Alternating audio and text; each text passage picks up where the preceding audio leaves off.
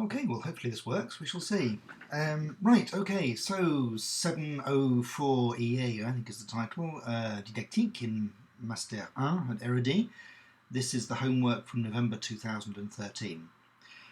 Okay, so all of your homework has now been marked. Unfortunately, only a quarter of you sent it in, but it's good practice for you anyway, the ones who did. It was quite difficult to mark because the marking questions out of 30 is not something which comes very naturally. So in fact, what I did was I boosted everybody's mark by 10% in the end. So it was more representative. In fact, but this will mean a slight change in the exam because I will mark all the questions, 1, 2, 3 and 4, each out of 20 points. That should be easier for me.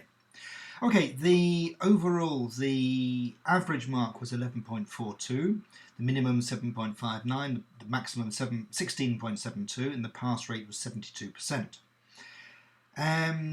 Thank you, most of you, for following the instructions. This was better than usual, especially those, well, all of you uploaded, apart from one person, I think, uploaded and sent on paper.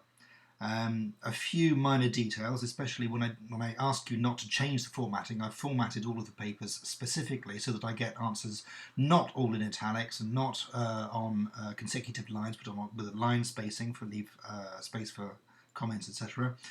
This only applies to homework because in the exam, of course, because it's an examen sur table, you'll be writing your answers on normal answer paper, copie. So there won't be any particular surprises in the exam. It'll be this kind of format, apart from the change in the marking system, as I just said. But do read the instructions anyway, of course, that's always necessary. You should be getting your homework back soon. You'll see that I've made some comments on your paper, but because my writing is not very bad, I try to keep these quite short.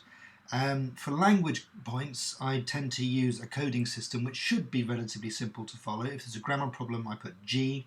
If it's a noun phrase, I put NP. If it's a verb phrase, VP. If it's spelling, SP. If it's a preposition, I write prep. Determiner, det. Col is collocation. V is vocabulary. F is French. Question mark normally means I don't really understand what you're talking about. And exclamation mark means exclamation. Okay, so let's go through them. Question 1 first. Answer the following questions briefly. There will be some short questions like this in the exam. I've just finished writing the exam paper.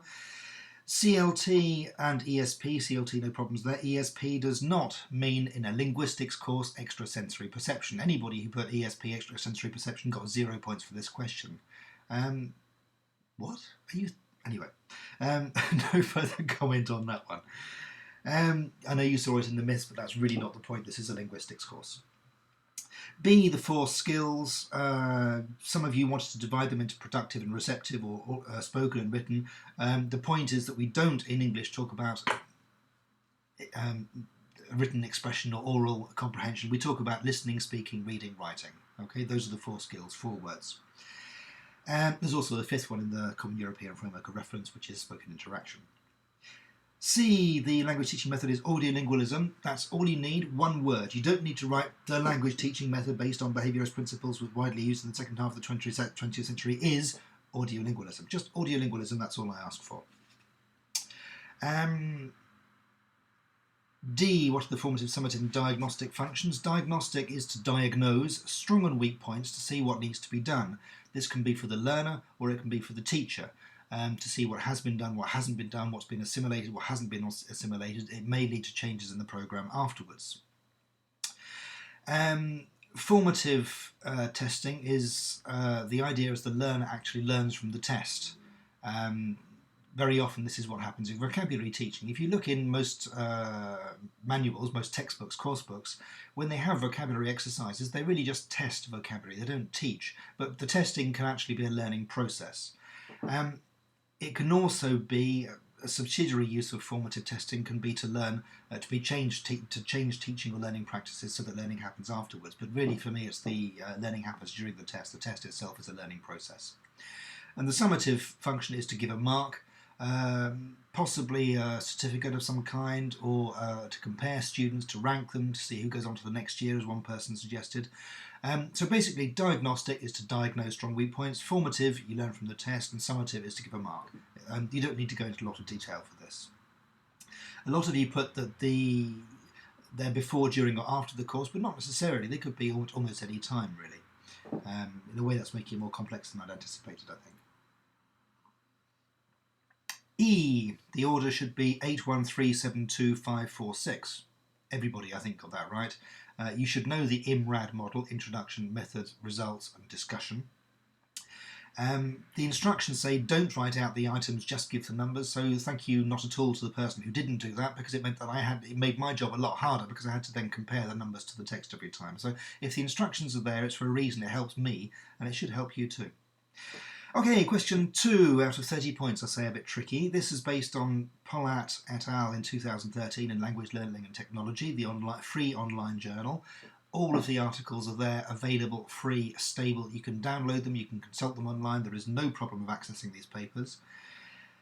In the exam, I will tell you that I will particularly focus on the special issue on mobile assisted language learning, which is volume 17, number 3, October 2013. There will be a question on that. Okay, so why did learners in the experimental group score high in the vocabulary post-test? This is the basic question. What I was really interested in was the experiment design. So what were they actually thinking they were measuring, and are they actually measuring that in the test? Before we really begin this answer, notice that the number of references, there are 90 references in the bibliography. That's a lot. I just read a PhD which had 66, and although it was not accepted, 90 is a lot for a single journal. Some of you quoted some of the references or other references in your answers. This is more, of course, for homework, because I wouldn't expect this necessarily in the exam, but if you give references, please do cite appropriately in the text for linguistics, and give the references at the end. Avoid the word prove. There's not very much that we can prove. All we can do is to say, this is what we saw in this case, but does it prove that mobile assisted language learning is better than something else? Well, no. All it says is, in this group, at this particular time, in this particular instantiation, it seemed to be better. But, what else? Oh yes, sexism. A lot of you, especially the women for some strange reason, you can have l'apprenant, il, but you can't say the learner, he, in English. This sounds very old school, although some people claim it's still grammatically correct. It's unusual today, especially in a field like applied linguistics. He or she, or more simply, most of the time, they. We use learners. Another language point, un moyen de, means, or even though it has at the front, it is singular, but there is an s on the end. The singular of means is means. A means. There is a means to an end. Other language points, you participate in, you have a reason for, or a reason to do, not a reason of. You discuss something, you don't discuss about something, and you search for what you're looking for, or you search something is the place you look, where you look for it. So you can search the web, or you can search for something on the web. Final language point, des mots de vocabulaire. Even in French, I think there's no opposition between mots de vocabulaire and mots de anything else. It's not mots de tête. So des mots, lexicaux if you like, if you want to contrast lexical words and grammar function words. Otherwise, vocabulary or words, but not the two together. Okay, given the specific question, not all of the paper is really relevant. You need to read it quickly so you know what not to include. But for example, most of the work on motivation, which is their main point, and the quality of the written productions is not relevant, because you're only asked to compare the experimental group scoring higher than the control group in the post-test. So anything which doesn't involve comparing experimental and control in the post-test is not relevant to this question.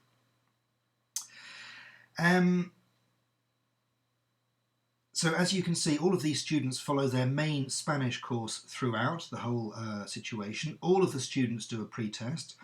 Then they do the main work, which actually teaches these items and focuses on these items, reading tasks with a vocabulary focus. Then only the experimental group participate in the forums, which is the treatment situation. Then all of those groups do the post-test. So in theory, the only difference between the two groups is the treatment, is the participation in the forums. Two types of forums for the experimental group, the anonymous and non-anonymous, but we're not given specific data on that in the comparing the experimental to control, so that doesn't help us. Why do Does participation in forums help? Maybe it's because it's interactive, maybe because ICT is motivating, maybe because it's learner productions and learner centered so it's meaningful, maybe it's the peer interaction which is useful, maybe it's because it's less stressful, maybe it's more motivating, there's greater engagement, perhaps it's because it's an informal out-of-class context, perhaps it's a novelty factor, perhaps because it's self-regulating, and so on and so on and so on. In other words, they control the number and frequency and length and timing of the posts, although they have to do a minimum of 3. So there's an element of autonomy, but not perhaps very, very much. So which of these elements in the use of forum would have affected the outcomes? We don't know, because there are lots of different aspects. Maybe a written forum on paper would have had the same effect, or maybe doing something quite different which involved just one of these aspects. Maybe one of these things only is responsible for the difference. Or maybe none of them are.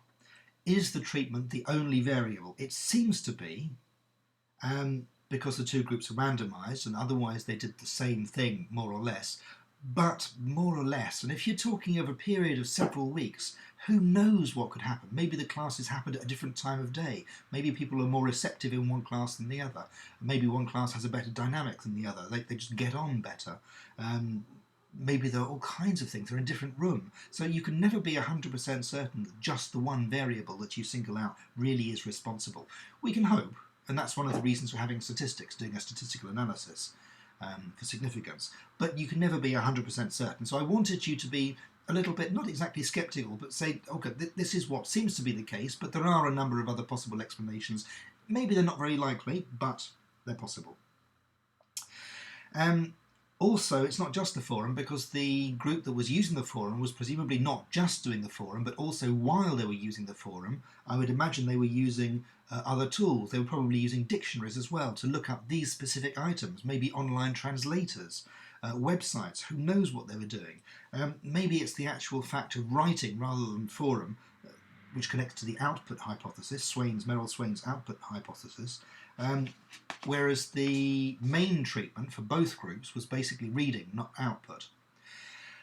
Okay, another point is that the control group do nothing at all.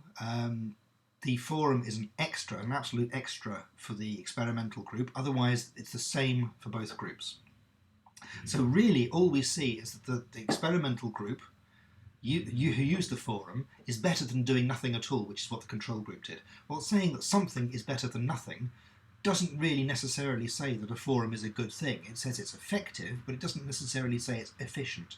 Maybe if the control group had not been a real randomized placebo or non-placebo control group doing nothing at all, maybe if they'd had a different treatment, perhaps not using an online forum but using some kind of spoken interaction in classroom, for example, that might give a more meaningful result. So the experimental group had an extra opportunity to practice which the control group didn't, so that could explain the difference. It's not necessarily the fact that it's a forum. Another problem is that following the initial reading tasks, which both groups did, then there was a 2-week wait, then there was a 2-week period for the forum discussions, then there was a 3-week wait before the post-test. In other words, the experimental group, after the end of the forums, they waited 3 weeks before the post-test, but the control group waited 7 weeks in total between the first treatment and doing nothing on these particular points and the post-test.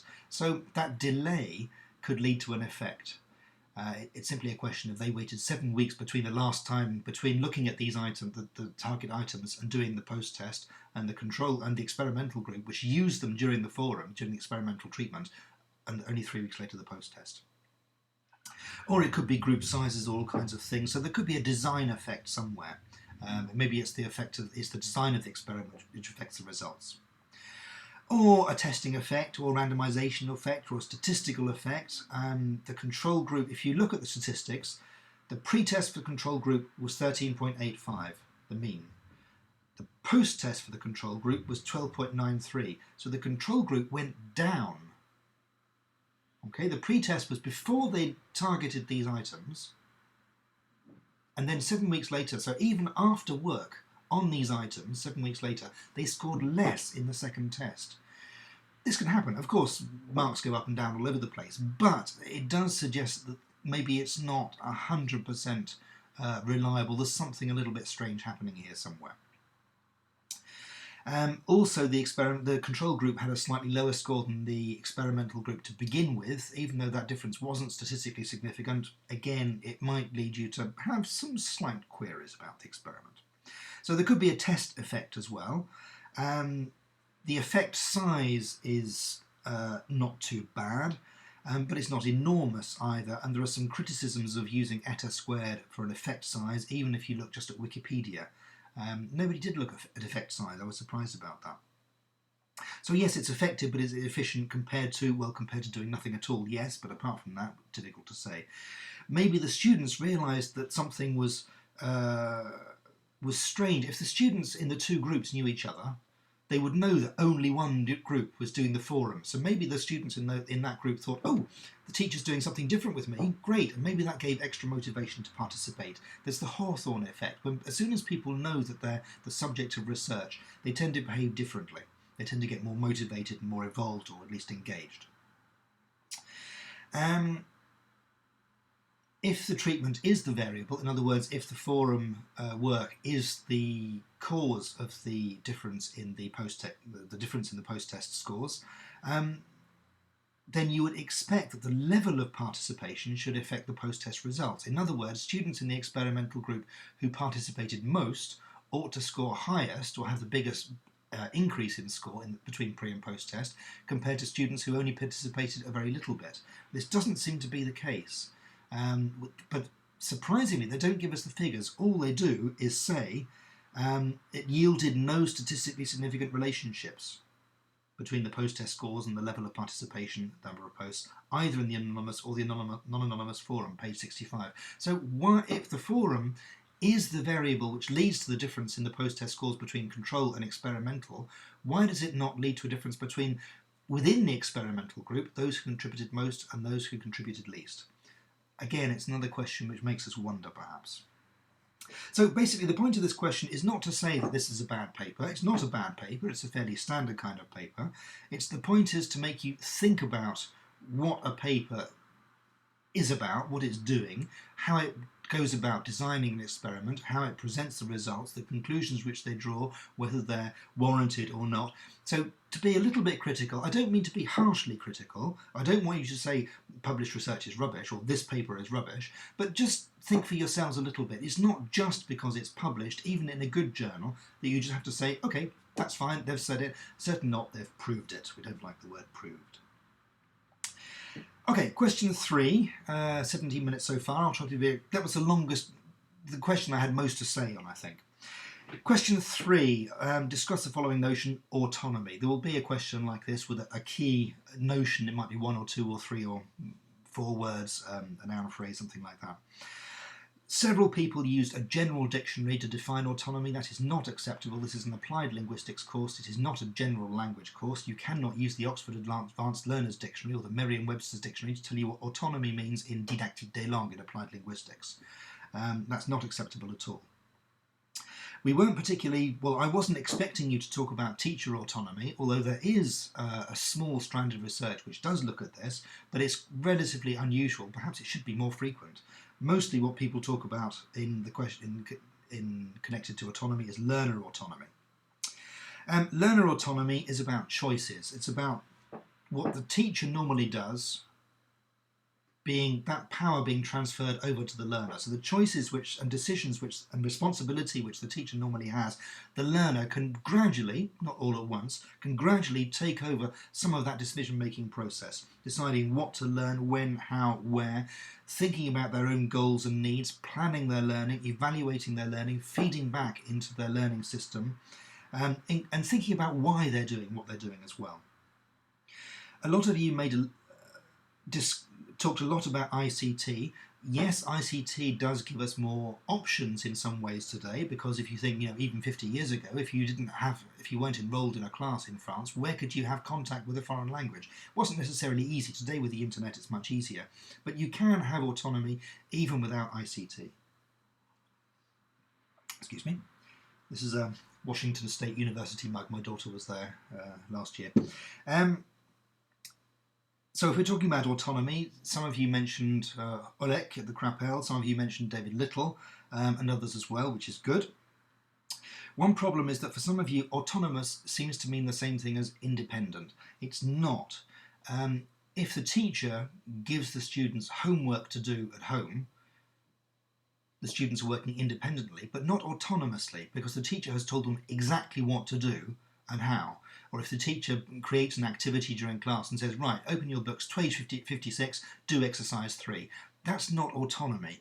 The learners might be doing it without the teacher directly intervening during the process, but there's no autonomy there whatsoever.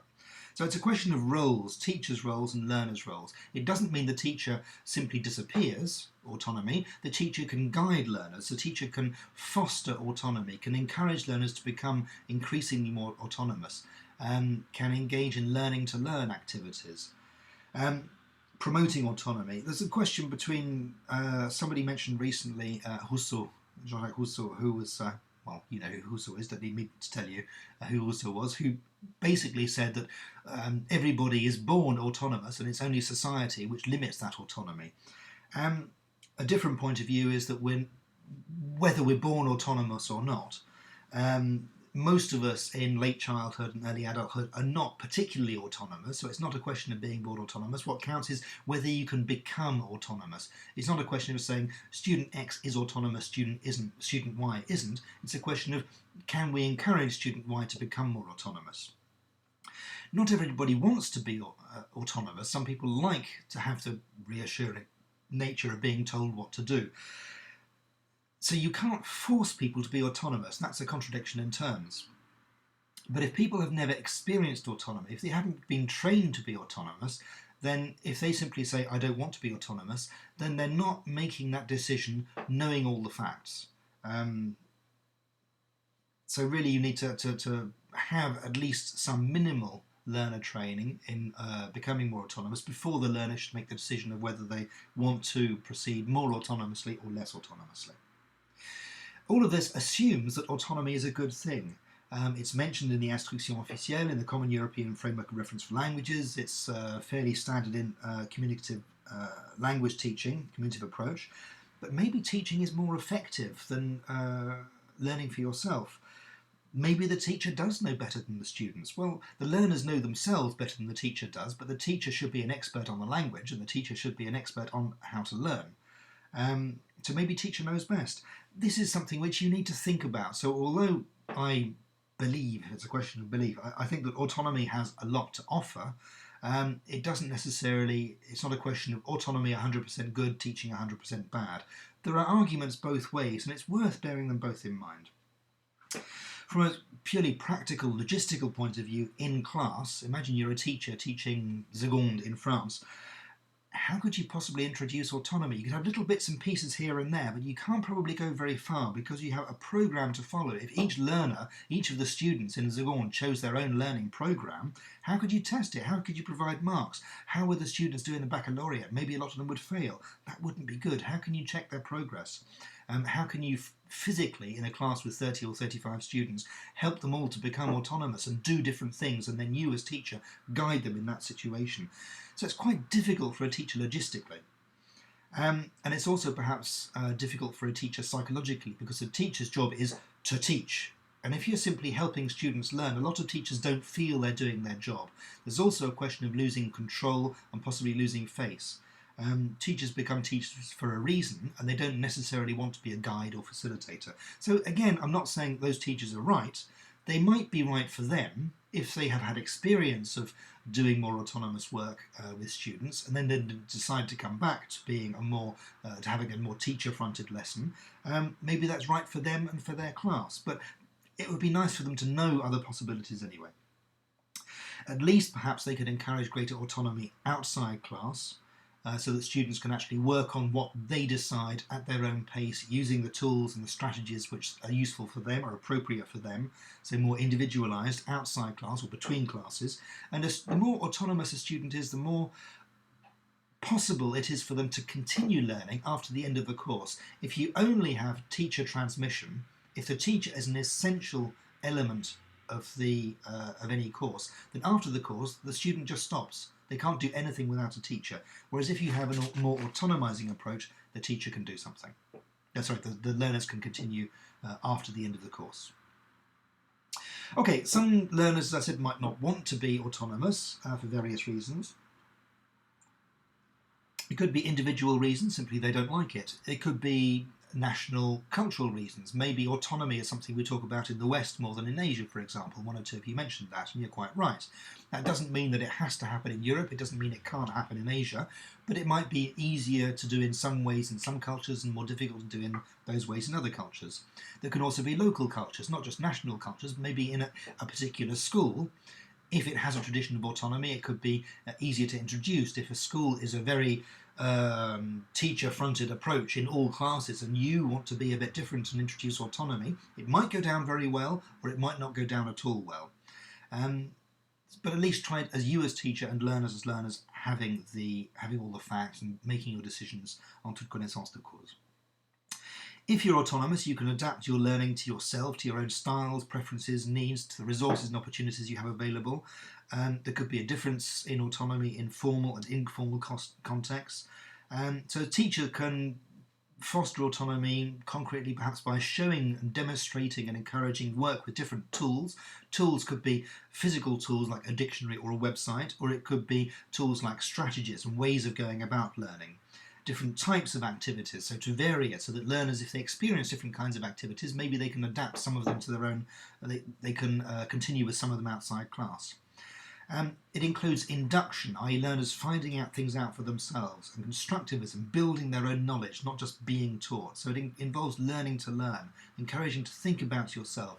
There's an element of negotiation, possibly, of syllabus and activities. An element, I don't mean that everything the learners say the teacher has to do, but maybe the teacher can at least explain why they're doing what they do and maybe make some minor adjustments so that the students feel they have some input. So even in a group context, it might not suit all students, but if the student body in a group has some input, that's slightly increasing autonomy. And that can be very motivating as well. Okay, 27 minutes. So quickly on to question 4. This, I think, was one of the shortest ones. To what extent is the following a myth? The reason it's the shortest one, I think, is because there's not, although there's a complete section on myths on the course page, I don't talk about individual myths. So some of you are clearly disappointed not to find a long section in the course about this myth. Well, that's not the point. The point about having work on myths is to get you to think for yourselves, is not just to say, everybody knows, therefore, end of story. No, what everybody knows might be true, might be wrong. Take a step back, think about it. What does it mean? If that common belief, before you know it's a myth or not, but if a common belief, what evidence is there for it or against it? If you don't know the evidence, what evidence would be required to support this belief? Or what evidence could possibly show that it's not true? Think of the arguments. What would it mean? What are the implications? Where does it come from? So all of that kind of thing. So just taking a step back, thinking about language and thinking about learning and teaching languages. This is something which I really strongly believe that teachers don't do it well. Teachers aren't encouraged to do enough. Teachers in teacher training programs tend to still be taught, and what your teacher trainer says is true, is right. No, you have to question even what I'm saying. Of course I'm right. But you should be thinking for yourselves, and maybe you don't agree with what I'm saying, in which case go and find out, check it. Maybe I'm wrong, because I don't know everything. I no doubt have some false beliefs as well. So everybody can be tested in a way. So think about what people say, think about these things. I present them as myths. That doesn't mean they're 100% wrong, but they're not as true as we might like to think. So what arguments and possibly what evidence? Certainly not it's évident or it's obvious. If I read it's obvious in your papers or everyone knows or c'est évident, then I'm not going to be very impressed. Because this is homework, I do expect you to do some research and to find things out and not just pontificate, because some of you are producing myths of your own as well. In particular, a lot of you talking about what is correct language. Well, this is a very controversial point. It's not obvious at all what correct language is. It means a lot of different things in a lot of different situations. It varies from one person to the next. I would be very surprised if your definition of correct French and my definition of correct French are the same. Not just because I'm a non-native speaker, but because I'm a linguist and I've been studying linguistics for a long, long time and teaching linguistics for a long time. So I have a different perspective to yours. Not to say I'm right, of course I am, but we will have different perspectives. All I'm saying is it's not obvious what constitutes correct language. So simply saying this is correct language and this is bad language, no, it's not a fact. It is open to discussion and evidence and argument. Another thing I wasn't keen on, apart from it's obvious, was rhetorical questions. This is something which is more typically French and not very typically English. In French, you hear somebody giving a speech, blah, blah, blah, blah, pourquoi? Parce que it's not a real question. The pourquoi is not a real question. They're asking themselves, it's just a rhetorical device. And when I read that, if it's not a research question, there can be genuine questions. This is what we want to find out in this paper. But if it's just a means, a device to set up your answer, then that's a rhetorical device. And it makes me think that maybe what's coming could be a myth as well, or have an element of myth in it. So do be relevant. To the question, a lot of you talking about correctness, we're talking about different styles of native speaker language, which is not really relevant for non-native speakers, because the first thing in a foreign language is to be able to formulate correct sentences. Well, what is correct for a non-native speaker and what's correct for a native speaker? For two different native speakers, it's a minor detail. For the non-native speaker, they want to produce, well, the language they want to produce, whether it's this native speaker or that native speaker, they don't care. The first thing is to formulate correct sentences, i.e. which don't include non-native speaker type errors. So it's an opinion. Clearly the statement is an opinion. The question is whether it's justifiable. What does first thing mean? What does foreign language mean? What does formulate? Well, if your goal when you start to learn a foreign language is to formulate correct sentences, then the statement is true. It's probably not true for very many people. Most people today probably don't just want to formulate correct sentences. They don't just want to be able to produce accurate language. They probably have other goals as well, which may be less important, maybe more important. The general culture today in France, Western Europe, most of the Western world and elsewhere in the world is on communication. Now, communication doesn't just depend on formulating correct sentences. All things being equal, if your language is correct compared to not correct, so much the better. But if it's a question of producing something correct but inappropriate or slowly, then that may be less good, less desirable than producing something which contains a language error, but which is spontaneous, is appropriate, keeps the flow going, communicates the message effectively, and so on. So there are choices to be made. So different learners can have different objectives, different cultures and different times can have different objectives. I'm not going to say that this learner is wrong if they want to formulate correct sentences. If you want to read technical manuals, for example, then no, you don't need to formulate correct sentences because you don't need to produce language at all. If you need to read emails or translate into your mother tongue, or if your goal is to read Shakespeare in English, you don't need to produce correct sentences to formulate correct sentences for that. If you want to watch films from the Hollywood greats, or if you think of language as a road to culture of a particular nation or variety, then what's the point of formulating correct sentences? So it's not necessary for everyone, depending on their goals, that's clear. In audiolingualism, and to an extent in grammar translation, and still partly in France and elsewhere in the world, it's not to single out France, partly in any culture, then yes, there was the concept that mistakes were a bad thing, and if mistakes were allowed to persevere, they would fossilise. So there are perfectly good theoretical reasons for thinking that errors should be, at least there were. Maybe that's not the case anymore because we're not in a behaviourist language learning paradigm today. We don't think that people learn languages just through behaviourism, which is what the audiolingual method was about. Partly behaviourist today, but not completely, and not even mostly, I would say. But there were good theoretical arguments for it at the time in the cultures where it was introduced. So it is possible to look at accuracy before you look at communication. Some of you seem to think it wasn't possible. It is possible. In audiolingualism, you would simply hear something, repeat it. Hear a sentence, be told to replace a syllable or a section with another word, another syllable or section. Even if you didn't know which bits were words, you might not know why you were doing what you were doing. You might not have any idea of meaning.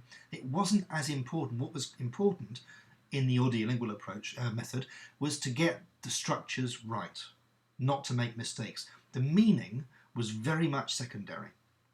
So it is possible to have that approach. It's not just, what are these people talking about? Yeah, people do actually think this. And it's been the basis of methods in the past. It's also possible to learn large chunks of language, which you only break down later on. We tend to think of language as being you learn a rule and then you build sentences up. Well, that's not how children learn language, and very often it's not how adults learn language either. You learn a section, and then only later on do you think, oh right, okay, it's because if you learn I'd like, it might be a year or two before you realise, okay, it's I would like. Now it makes sense. But you can still learn I'd like and use I'd like appropriately, correctly and appropriately, with the right meaning, and have communication by learning I'd like without knowing that it's I would like. So the myth or the statement isn't wrong. It's not entirely mythical, but it is a myth in our culture in France today and in much of the rest of the Western world, and in the communicative approach. It's not what the communicative approach is mainly about. Note that the Common European Framework of Reference is culturally based, so are the Instructions Officielles. They're relevant to here, to Europe, today. They're not relevant for all time and all space, so you can't just say it's in the Common European Framework of Reference or it's in the Instructions Officielles, therefore it's true, what they say is true. Well, because no, but otherwise they would be no better than sacred texts, and sacred texts are myths in their own right. Dogmatic, unchanging, just myths. A lot of you mentioned that we can learn from our mistakes or errors. This is true. That doesn't mean that mistakes are a good thing. They're inevitable, and they can be used constructively rather than just being told, oh, mistake, stop it. They're revealing of a lot of what's going on, of the state of the interlanguage and changes in the interlanguage, but they're not in themselves a good thing. It's not a good thing to make mistakes.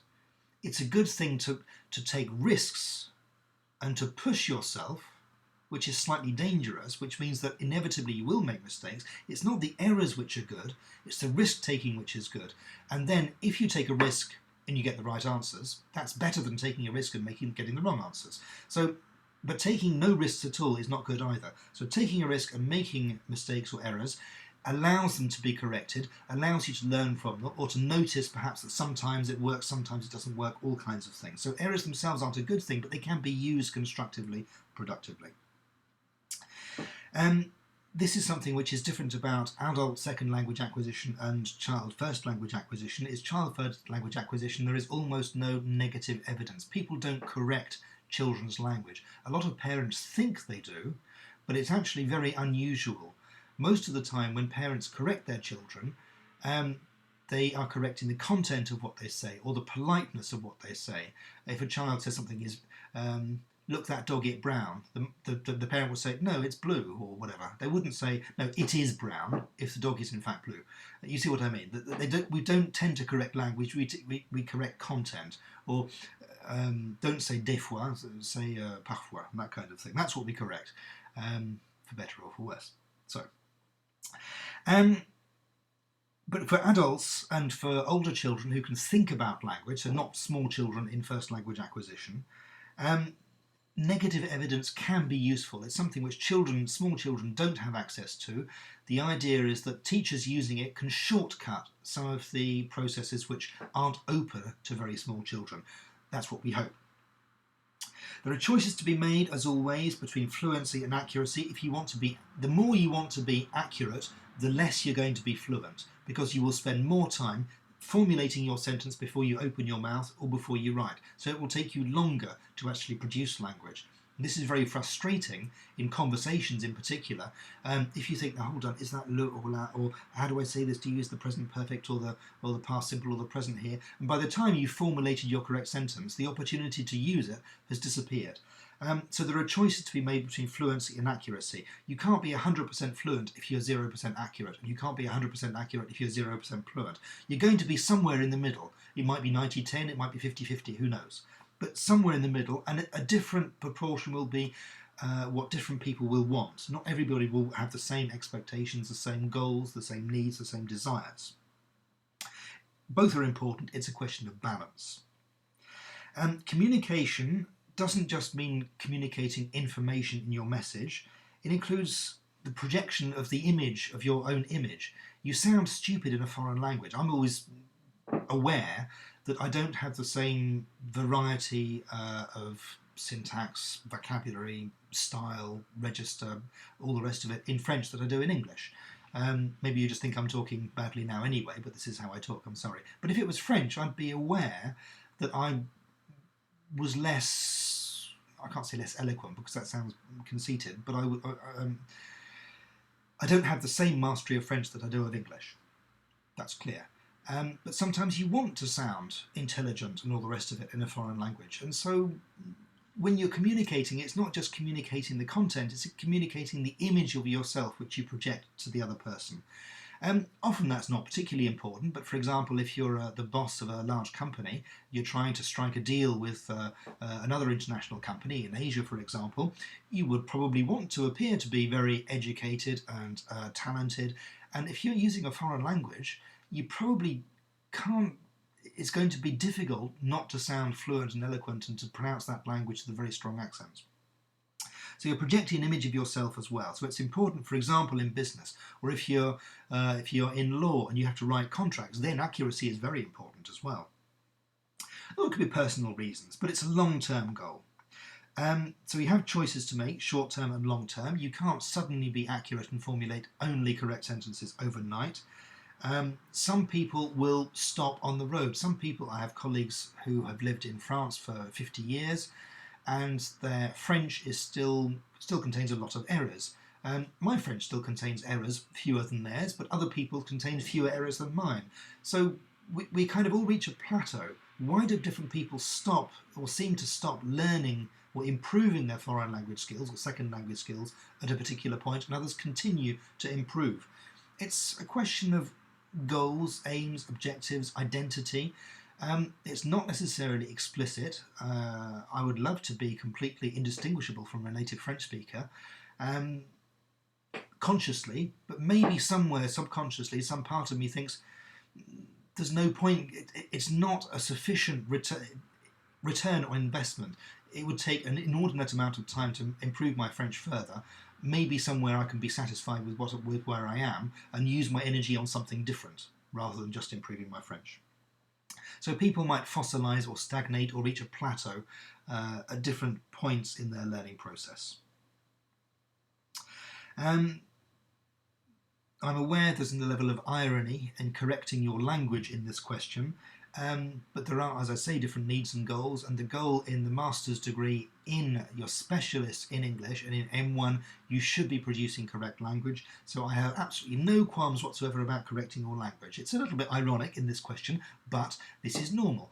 If you were first year students in psychology and writing a text, I wouldn't correct the same things, I wouldn't have the same expectations, and nor would they. So it's perfectly normal here. So overemphasizing accuracy can impede fluency, and this is something which I think we tend to do in France. We tend to focus more on accuracy than fluency compared to a lot of other cultures. In many other cultures, the emphasis is relatively more on fluency than accuracy compared to France.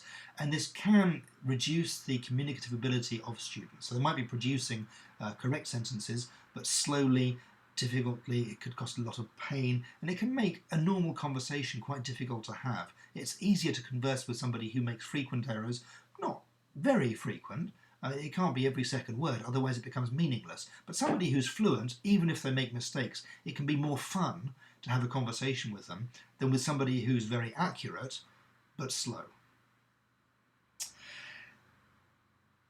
So if communication is your goal, and nothing says that communication has to be your only goal, it's not your only goal, it's not communication. You're specialists in a master's degree in English, so communication is not your only goal.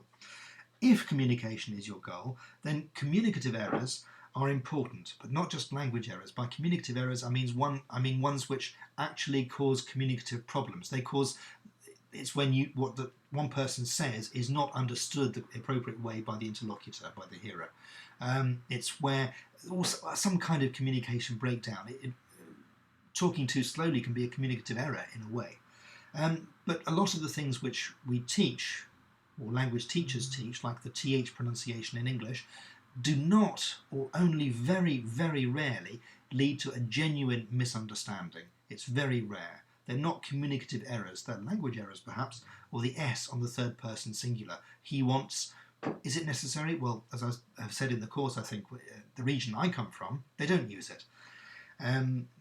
He want, no problem. That's what they would generally say. And that doesn't mean that people don't understand what they're talking about. Oh, he said he want. I don't understand that because he didn't say he wants. No, of course not. So these things don't lead to communication errors, and perhaps communication is more important than trying to eliminate the non-use of S on the third person singular. Of course, some people do want to have great accuracy, but anyway. So overall, as I say, the point of this question is to question your own assumptions. What seems to be obvious isn't necessarily so. What everybody knows, people might know wrong. It might be what everybody thinks, doesn't mean it's actually true. So think about what you're doing, think about what you believe, and why, especially for those of you who actually go on to teach. Okay, I've talked enough, 3/4 of an hour.